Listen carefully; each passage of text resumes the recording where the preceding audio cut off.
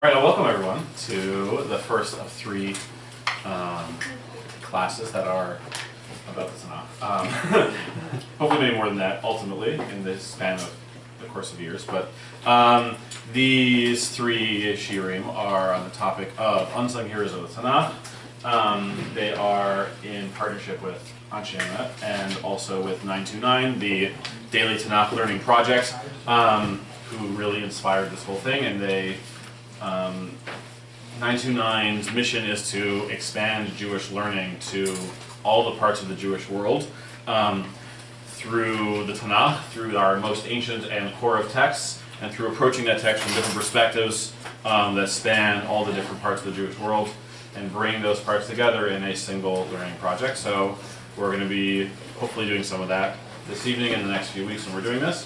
The unsung hero that we're going to be talking about is Bezalel. Topical from last week's parsha, and this week's parsha, and a few weeks parsha, several weeks of parsha, who is the architect, builder of the Mishkan. So we're going to start off. We're doing one text together. Then I'm going to give you some time to learn with someone next to you for about 10-15 minutes, maybe a little more than that. Then we'll go talk about some of the things that are in those texts that we're going to learn together, and then we will wrap up with a couple of final texts all together to sort of sum up our learning tonight. I want to thank Ranana for inspiring this topic. She has a passion for Bezalel, which is great. He's a great unsung hero, and for also agreeing to teach on short parallel short notice, which is also awesome. And you gave me a chance to jabber about Bezalel. I was like, fine, I can do that. But we're actually going to not start with Bezalel himself. We're going to start by thinking a little bit about what the Mishkan is and what it represents and what it's doing. So this first text on the source sheet, which is from the Midrash Tanchuma on Parshat Pekudei, is very long. We're not actually going to go through the whole thing. You'll understand why, because basically it follows a pattern through all the days of creation, linking it to the Mishkan. So I'm just going to read a couple of the first opening lines. Can I just read them in English, Hebrew? I'll read them in English and Hebrew, I think, because it's a lot of quotes. And then we'll discuss the first opening lines of this. It's a really kind of beautiful, amazing text, so feel free to look at the whole thing on your own, but it is quite long. So Rabbi Yaakov Rabbi Asi, Lama hu omer, Anaya hati me'on beitach u'makom mishkan kvodecha, v'shpil briat kol k'neged briat olam. So Rabbi Jacob the son of Isi asked, why does it say, I love the habitation of thy house and the place where thy glory dwelleth? Because the tabernacle is equal to the creation of the world itself. Now we're going to go through how that's so. Ketzad, Birishim Ketib, Bereshit bara Elohim et hashamayim ve'et ha'aretz, u'ketib noteh shamayim kiriyah, Tehillim, u'b'mishkan ma ketib v'asita yuriyot izim. So how is it so? Concerning the first day, it is written, in the beginning, God created the heaven and the earth. And it is written in Tehillim, elsewhere, who stretched out the heavens like a curtain. And concerning the Mishkan, it is written, and thou shalt make curtains of goat's hair. B'sheni, Yehi Rakia, Ve'omer Bahen Havdalah, She'nemar Ba'hi Mavdil Ben Mayim L'Mayim, U'b'mishkan Ketib V'havdila HaParochet Lachem. And so for the second day, it says, let there be a firmament and divide between them, and let it divide the waters from the waters. About the Mishkan it is written, and the veil shall divide it between them. I think you guys probably get the idea. Need more days, we can keep going, but it's pretty clear what this text is doing.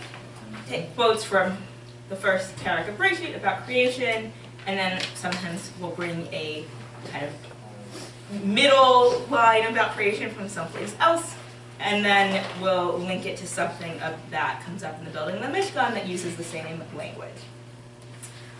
So we're going to turn to the next page, and a couple of questions we want to think about and ask about this text. If anyone has any kind of immediate jumping questions before we kind of go into a discussion, feel free to ask right now. Or at any time throughout the course of the evening. So, right, this text is trying to somehow parallel the building of the Mishkan and creation. So in what ways do you think that the Mishkan is parallel or equal to creation of the world? And what do those comparisons or parallels say about the Mishkan and the sort of project of building it? Why this emphasis on divine creation of the world?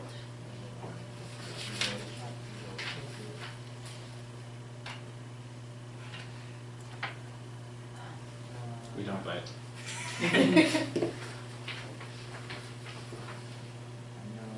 Another way of phrasing the question might be like, what's the point of paralleling creation and the Mishkan?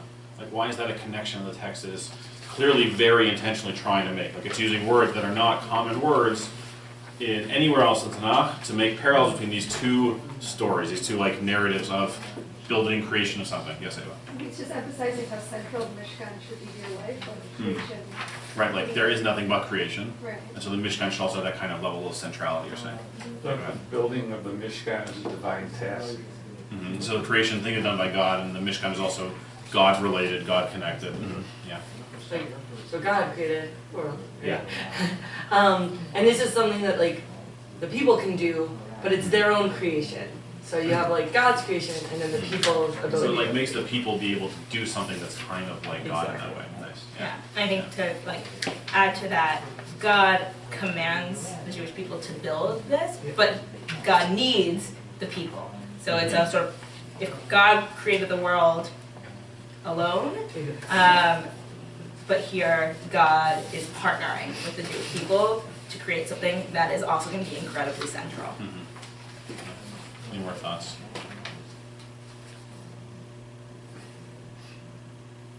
I think that probably Yeah. gives the necessary context. Exactly, and I think something that this sort of like brings out is that there's something about the Mishkan that is it's not just a building. Like it's more than that in a way that has some like metaphysical and cosmic purpose.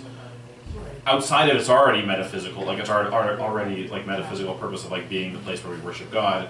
It has like another layer of, purpose beyond that is connected to God and connected to the divine. I think that is in its actual construction, right?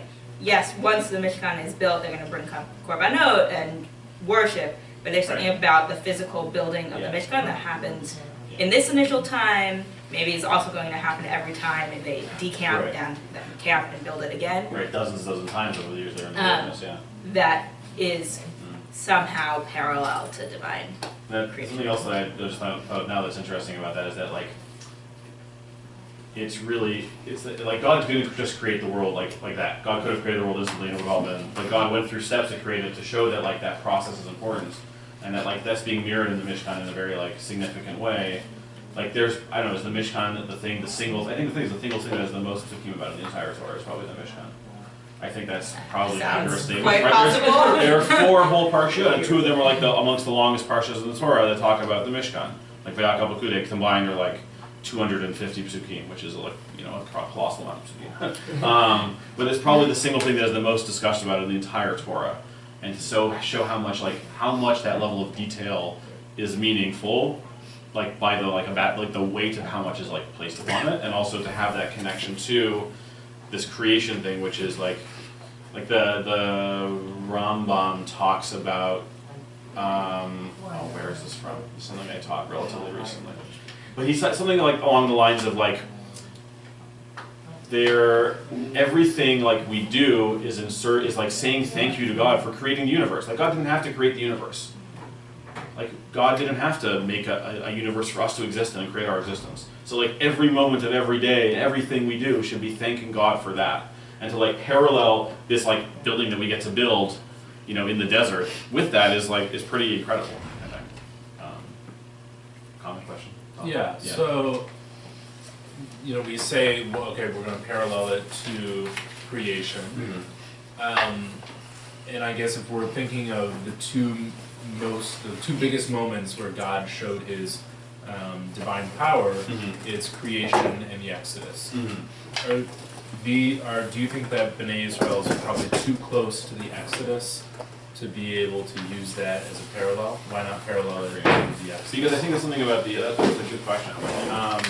think this thing about the Exodus that's like, the Exodus is like an exercise of God's power in the world. And creation is that, but it's also like, it has a goal of sort of like creating something that lasts in a different way. Like the Exodus happened and it's over, and it's a significant moment, but it doesn't like, it's not like Hayam, like established forever after that. And the Mishkan and the Beit HaMikdash are supposed to be in that way. I think just a sort of shot level way of thinking about it is building construction, right? Creation of the world is creating something, it is building something, it's constructing something. The Mishkan is also building, constructing, creating. The fact that a lot of people, like the Midrash Tanhuma points out the parallels between creation and the building of the Mishkan, but like this is something a lot of people know. So like people even who are maybe more close to the text, so like the Levites and her commentary, there's a whole thing about how these words from Bereshit Aleph show up also in this written language. Like even what we read, there's like the word Yuri after anywhere else in the Tanakh, in Torah, probably not. That I don't know, yeah. but just a lot of the language Yeah. is very similar. Okay. All right. So there are. Wait, Carly had. Oh, Carly, go ahead. Sorry. Okay, just drawing a bridge between the two things that you're saying, the parallels in the Mishkan to creation, and also how it's the longest, section of the Torah, more or less. But it's just making me think that, like, the Midrash here is comparing the two of them because it's giving us human beings a chance to be godly. Being like, look, you can be godly and create and use your hands and make things, but oh wait, here's your limitations. And we have to keep in mind that, like, we have to have all these guidelines because we're not godly. We can't just pull rabbits out of It hats. doesn't take us 7 days, it takes us a lot longer than that. Yes. I think that will lead very nicely actually into the discussion of Bezalel himself. Last And comment. just to add on to that, it's just like the idea of like letting the physical be spiritual, which is like what like a lot of things like when we say bracha and stuff, it's like trying to take it to the next level, but like as you were saying, building the physical, so like making it one. Okay, great, yeah. So we're gonna give you opportunity now to learn with someone next to you or by yourself if you want. The next 4 texts, sources 2 through 5. 4 and 5 are together. They have so each text has like a text and then questions. 4 and 5 are together, and then they have questions for the 2 of them. The first text is the psukim from the Torah that talk about Bezalel's introduction. Then we have Bereshit Rabbah talking a little bit about sorry, Rabbah, my bad. That would be very different. Talking about why Bezalel is necessary, and then we have the Sforno and the Netziv back on Bezalel's introduction, psukim from there, talking about what was so unique about Bezalel. So let's go until 8:05 according to the TV. All the clocks in this room are at different times, but the TV's clock is what we're going to follow. Until 8:05 to go through these texts. Find someone next to you, talk to them, read through the text. Give questions. We'll be circulating, yes. Feel free to take more safety. Yeah, go for it.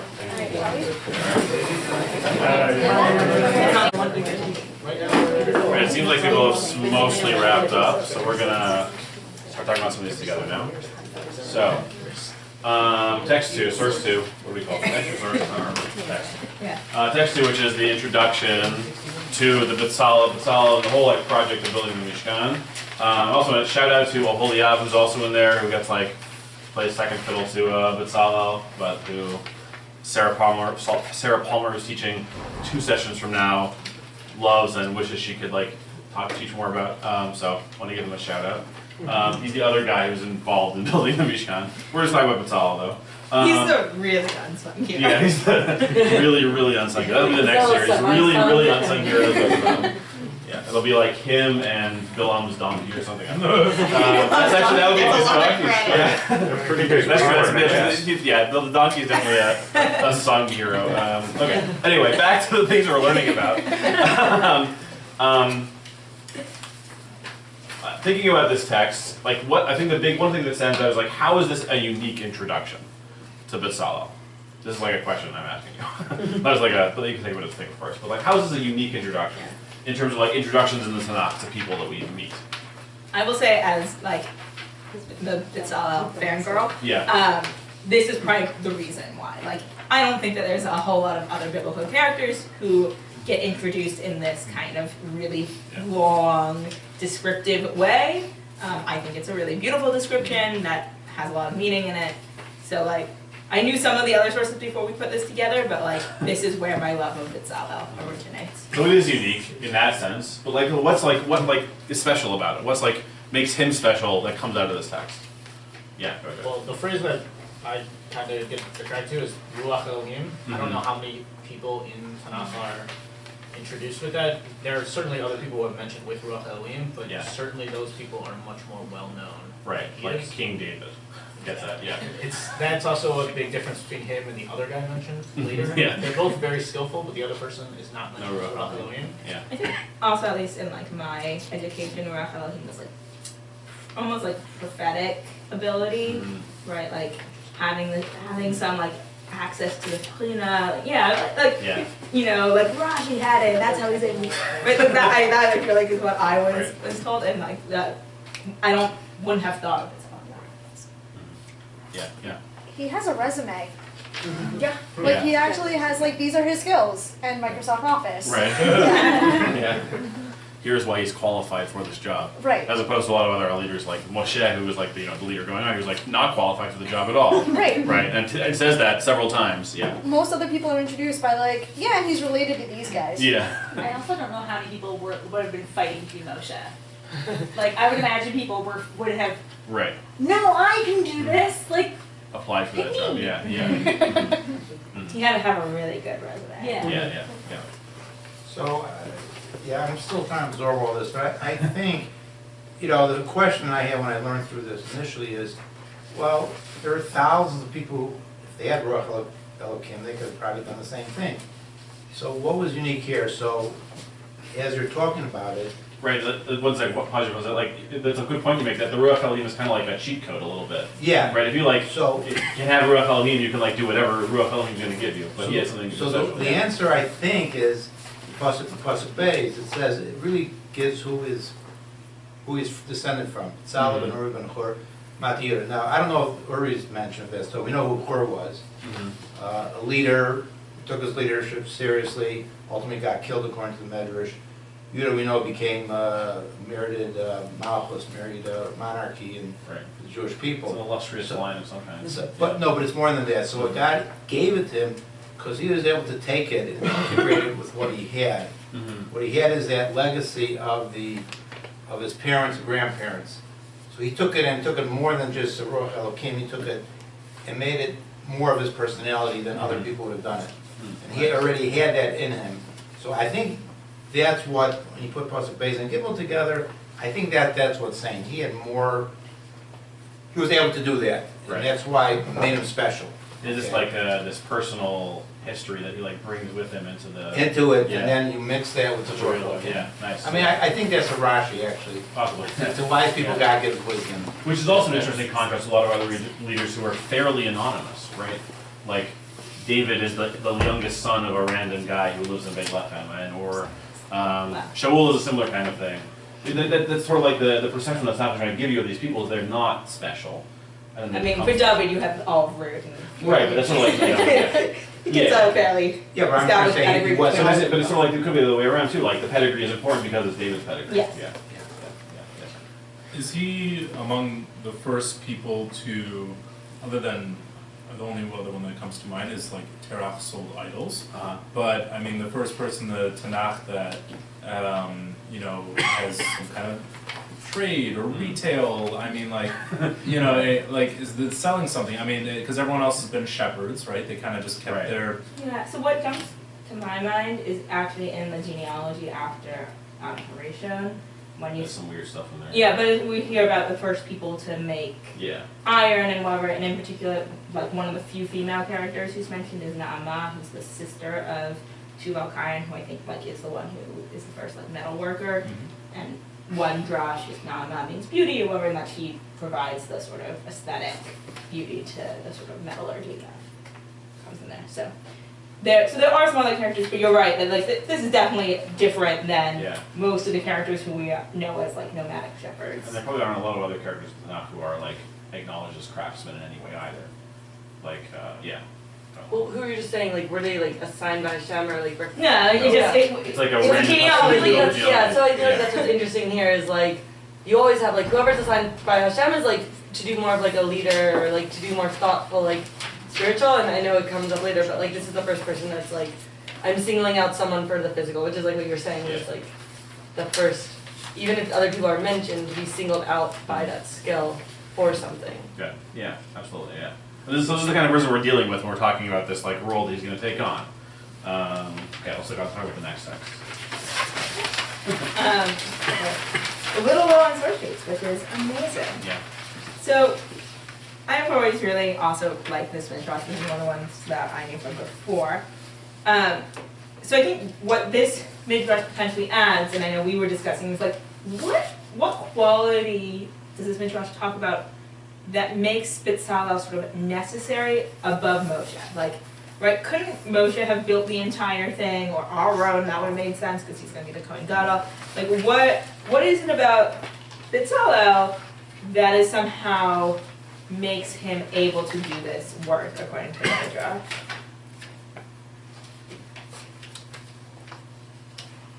That's a good question. Who has an answer? Okay, well, Yeah. Bezalel is naturally artistically inclined, Mm-hmm. and Moshe is busy being the leader. Aharon is busy doing the ritual portion. Mm-hmm.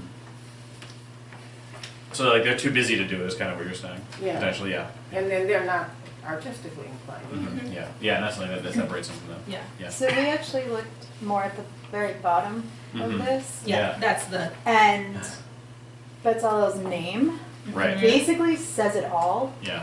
because when you translate it as it is here, standing in the shadow of God, right? Mhm.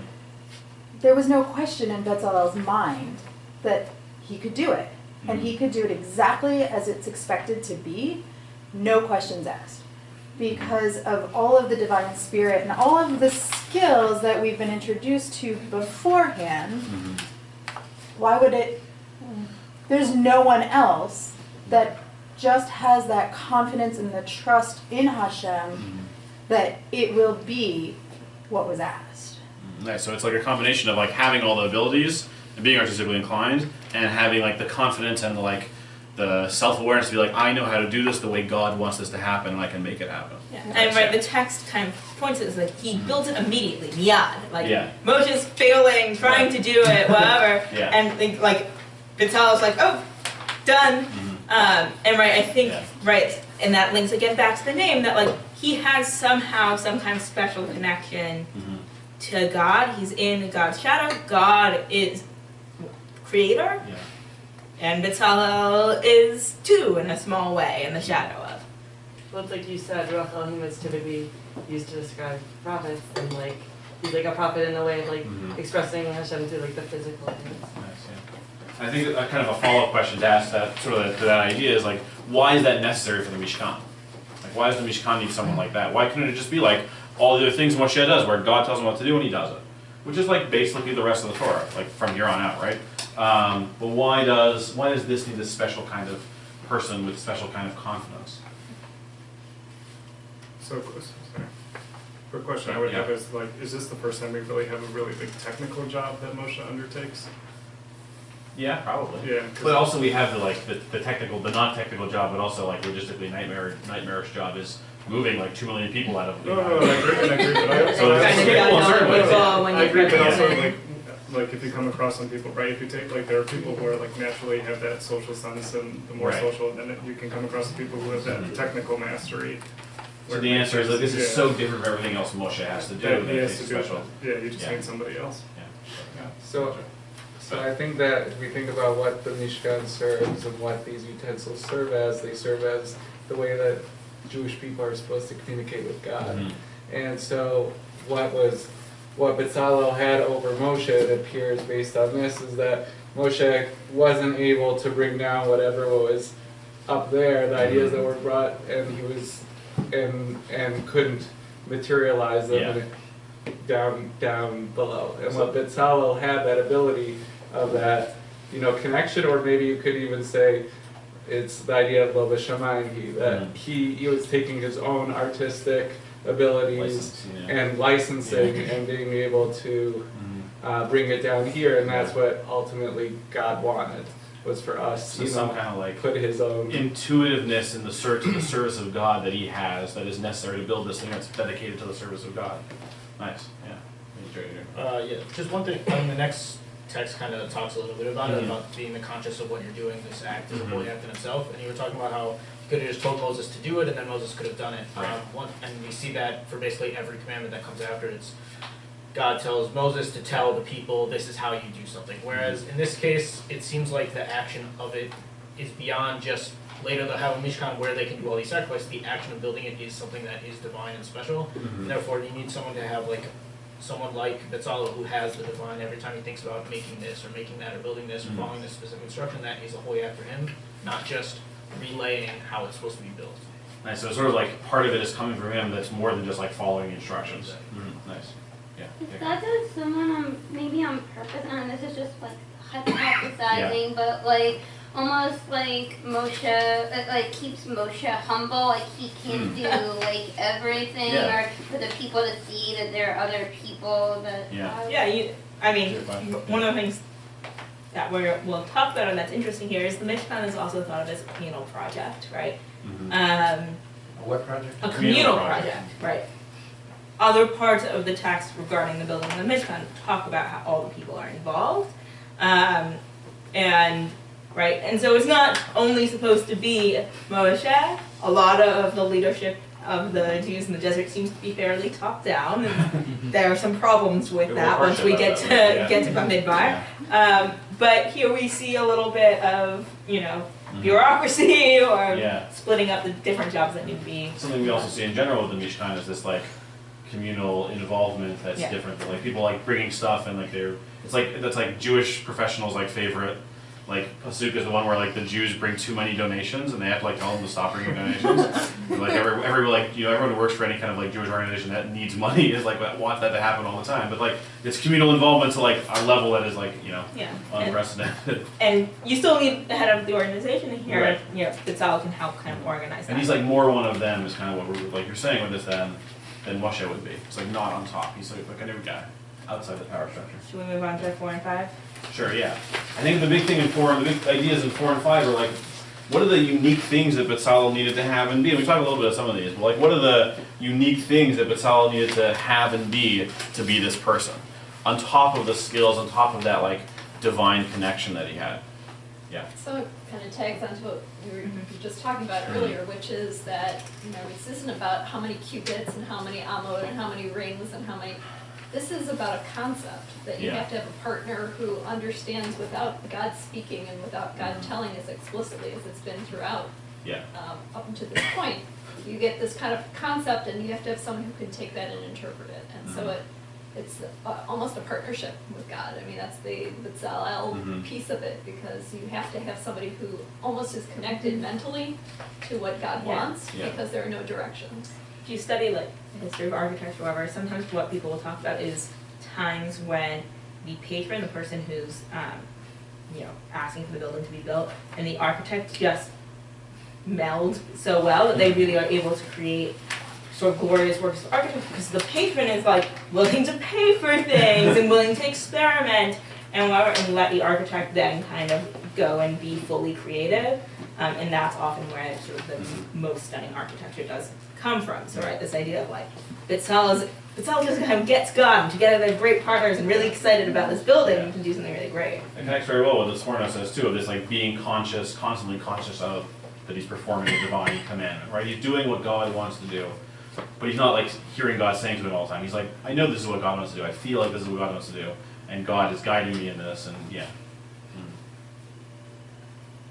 What's sort of the wrinkle that the Netziv adds to it? Well, I don't know what the wrinkle really is, but I can tell you one of the things that, Liz is no longer here. But what we were talking about is, what I found fascinating is that in Judaism, we always talk about our patriarchs, right? We have Abraham, Yitzchak, Yaakov. So we have a lineage. But here we have Moshe, Aharon, and Bezalel, who actually have provided what we today are still utilizing to practice our Judaism. And Liz and I were talking about being one of the few members in the room that have children. Right. That everything has been given by these three to set up how to function in the world and how to have the children that are patriarchal lineage set in place. And so we actually found this part of it really fascinating when looking at it from a different lens of like, how do we get to where we are today if it weren't actually for this? This is the like core of everything that comes after it. Yeah. Right. So, and I've never really looked at it. Yeah. And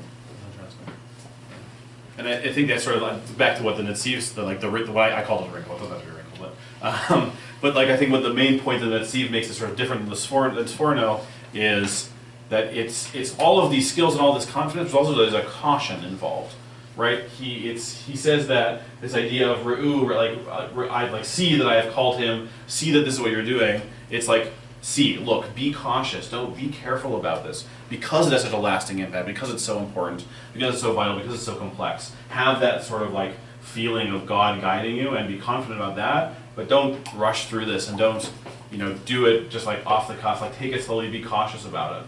And that's something that you need, that is like a unique characteristic of that God is saying Bezalel has, it's necessary for this. Don't spend all of the budget at once. Yeah. All right. Let's look at the last couple things. So for those who have been learning Daf Yomi, the next text, that we're going to be looking at should be familiar. For the sake of time, I'm just going to read her in English, but we have the Hebrew, please in Hebrew on the other side. Similarly, Rabbi Yochanan said, 3 matters are proclaimed by the Holy One, blessed be he himself, sorry for the gender, famine, plenty, and a good leader. Famine, as it is written, for the Lord has called for a famine, and it shall come upon the land 7 years.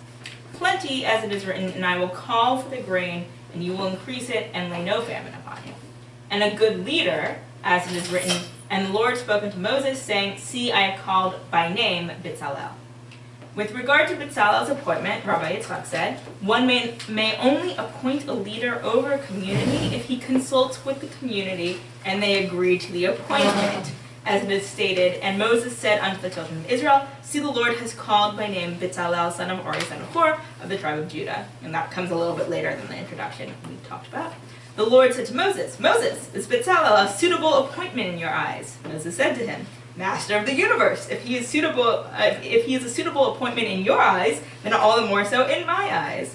The Holy One, blessed be he, said to him, nevertheless, go and tell Israel and ask their opinion. Moses went and said to Israel, is Bezalel suitable in your eyes?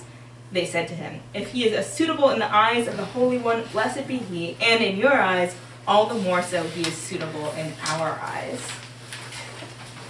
So, very interesting text. Any direct questions on it before there's like a little addition we have in the Or Chaim? A little democratic action there. Yeah, good for everyone who's been following the primaries. Really timely.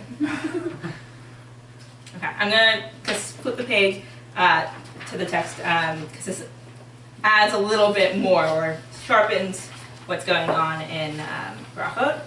This is from the Or Chaim. The children of Israel did. So this is he's commenting on the end where it says that all of Israel built the Mishkan.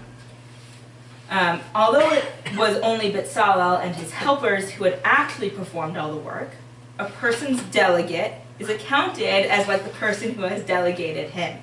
While it is true that Bezalel had received his instructions from God and not from the Israelites, even so they had all agreed upon him.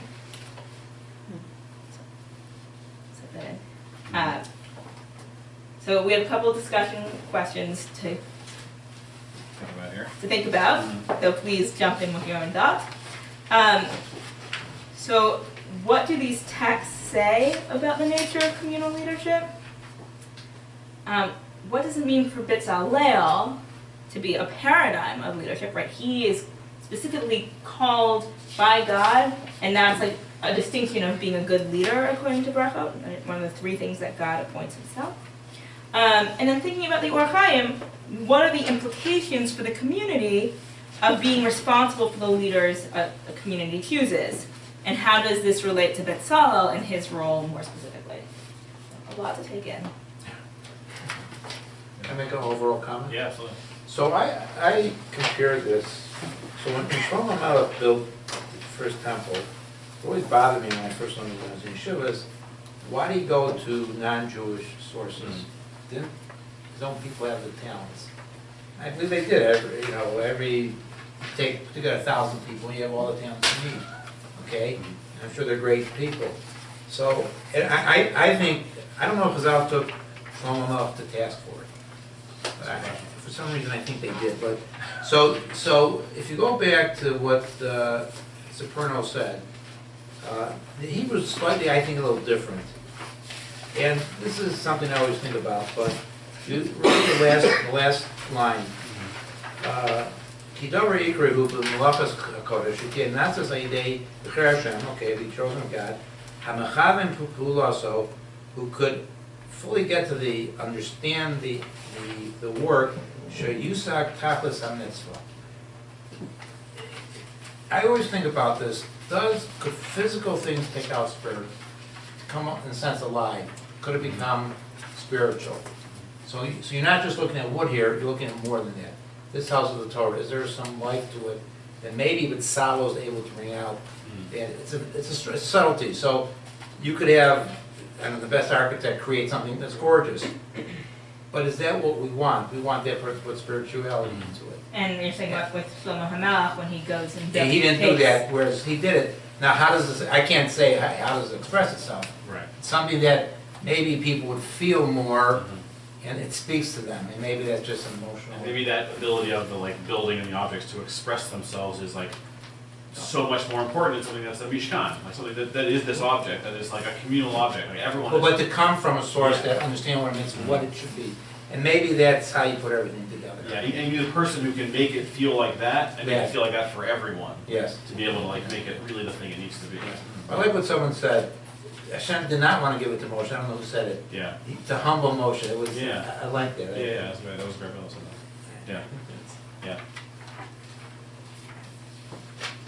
Well, to that, I think the Mishkan was for the Jews, and the Beit Mikdash is more of a worldwide kind of. So maybe that's why he included it's other nations. Less personal in you some have ways, yeah. all of the nations coming for Sukkot and such. So maybe it's that prophetic vision of possibly, yeah.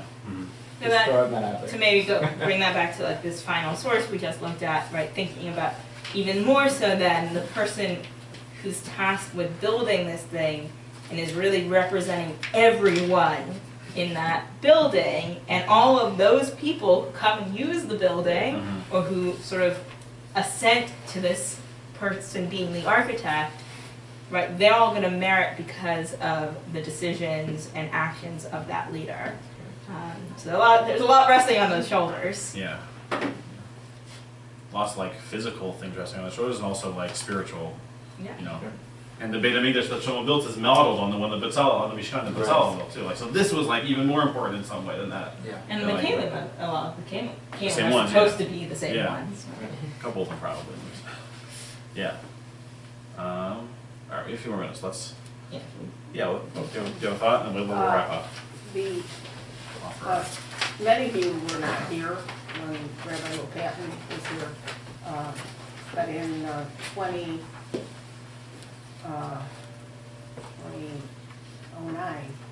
2010, there was a search committee to look for a new rabbi, and even before the search committee, I think it was, there were parlor meetings where people would get together and say what they were looking for. And it ended up, Rabbi Patton stayed longer. He renewed his contract, I don't know, it was another year or two. And, but when he finally was leaving, the search committee had interviewed some people over the phone and some people that they liked.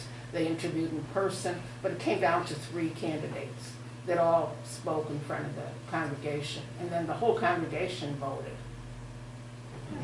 Yeah, I mean, right, someone was pointing out that there's something very sort of kind of democratic here of all right, for the world to function, we have to have a leader because otherwise nothing's going to get done. but we kind of all have to agree on that leader and appoint that leader together. And there seems to be a lot less conflict here than in most, representative democracies, but that seems to be a little bit what's getting hinted at. So something I think that's different about these last two sources is in Barachot, it makes Bezalel sound like a leader. He's like a model for how you appoint a parnas, which is like the title of a shul president. Yeah.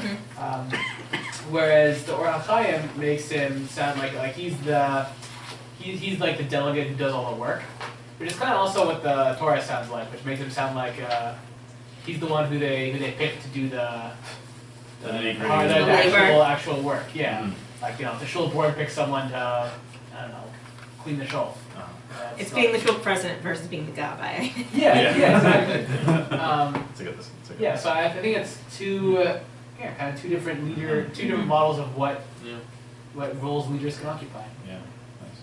Right. So I think we want to kind of sort of wrap up because it's a little past 8:30. Yeah. So some people have pressed us on whether Bezalel is really an unsung hero. So we're gonna conclude by kind of giving our takes on why we think Bezalel is awesome, but maybe also why we think he's been a little bit overlooked. Yeah, and I think some of the stuff we've been saying in these last couple of texts really segues nicely to something that I think is really important in him, is that he's a different kind of but vital model of leadership that we don't see a lot of in Tanakh, and he's like this person who comes, he's like the right person for the job, and has communal support for the thing he's doing, and all of that, like both being the right person for the job and having that communal support, make the thing he's doing more holy and more legitimate and more important and more lasting. And I think a lot of our other leaders that we have modeled for us in Tanakh are people who are like, don't seem like the right person for the job, or don't seem like they have communal support at first. Like Moshe is a great example of that. He doesn't think he's the right person for the job, and the first thing that happens when he gets to Egypt is that people tell him to go away because they're tired. And so he has to push through that to get to the. And he ultimately does a great job, obviously, but it's a different kind of leadership role. Controversy and conflict. Yeah, and not a different kind of role that Bezalel have, where there's no controversy, there's no contract. He does the thing, he does it right, he does it well, and the model of spiritual connection that he creates is really like the same. And I think this is sort of the other point I want to make, that I think the significance of what the Mishkan is and what the temple are, something we don't think about a lot because they've been gone for so long. But the structures of our Jewish life are centered around things that are related to them or directly meant to mirror them, like the idea of every house or every Beit Knesset being a mikdash manat, a small mikdash. Even the layout of a shul is modeled after the Mizbeach and the Holy of Holies and all those kind of things that are modeled after the temple. And the whole idea that we we do things Zecher LeMikdash in remembrance of the temple is another part of our life that is just so deeply ingrained with this building that Bezalel created that I think even if you know who he is and know a lot of things about him, until you really take it to the level of how much of an impact his work has on our daily lives as Jews, he's definitely an unsung hero. I think that's one big way. Those are two big ways, the leadership aspect and the Mikdash Mishkan aspect, that are very much underappreciated of the Bezalel's. And this is my soapbox that probably some people here have heard me stand on top of before, but there's a kind of long history of the downplaying of any kind of Jewish visual artistry, that Jews don't make art, that we're not into physical beauty, it's all literature or music or hearing or whatever. And there's a really long history to why people have thought that. It's not really true. Come talk to me about it. But I think that there has historically been a sort of depreciation of the parts of the Tanakh that really talk and celebrate and revel in beauty and physical beauty, and we just tended not to appreciate the artists and the artisans in the Tanakh and in Jewish history and amongst us. Now, it is true, I think that has changed a bit in the 20th century, so one thing that someone was talking to me was there's a whole art school named after him, which is true. And one of the things actually of the 20th century and of kind of early Zionism was this move to kind of re-emphasize the visual arts, because once there's a land, then out of the land you can create beautiful things. And so that's sort of why you have the art school named after Bezalel, once you have the sort of Zionist project. and a sort of re-emergence of a Jewish art movement, and kind of recalling Bezalel as the first sort of celebrated Jewish artist or architect. But I think one of the things to also just think about in terms of these texts is what they do is you're not just creating beautiful things because they're inspiring or you like having them on your shelf and we want to have nice Judaica in our homes.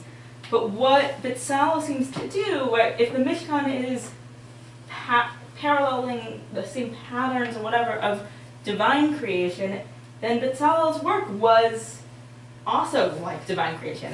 The kind of phrase imitatio Dei, imitating the divine, as spiritual practice, as like what we're supposed to be trying to cultivate, and also as being partners in creation. When Jews make beautiful physical things as part of their worship of God, that's part of being in creation. That's part of being like God who created the world. And so we should move away from this, reticence or hesitancy about art and beautiful things. You always want to be careful about, idol worship is bad, putting that out there, but that there is really something spiritually worthwhile, divine, whatever, about making art that is part of Jewish practice and about serving God. And Bezalel really models that. Yeah. Thank you all for coming. We'll see you next week at Anshe Emet for Rabbanit Leah Sarna and Ryan Mark Hitler on something. An Unsung Hero in Tanakh. Yeah. Thank you. Yeah, exactly. It's a mystery Unsung Hero.